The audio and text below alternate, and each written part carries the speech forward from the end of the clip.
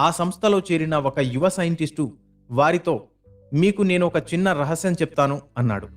వాళ్ళు అతనితో, నువ్వొచ్చి ఎన్నాళ్ళయ్యింది? నీ సర్వీస్ ఎంత?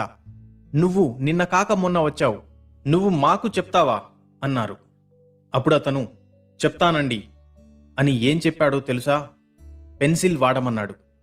పెన్సిల్ వాడితే ఇంకు అయిపోయే ప్రశ్నే ఉండదు. రాయకపోవడమనే సమస్యే తలెత్తదు. సమస్య పరిష్కారం అయిపోతుంది. అది క్రియేటివిటీ అంటే. కాబట్టి ఎవరు చెప్పినా వినాలి, అందరి అభిప్రాయాలు తెలుసుకోవాలి, ఆ పైన నిర్ణయం తీసుకోవాలి. మన వ్యక్తిత్వాన్ని వికసింపజేయడానికి ముందుగా మన వైఖరిని మార్చుకోవాలి.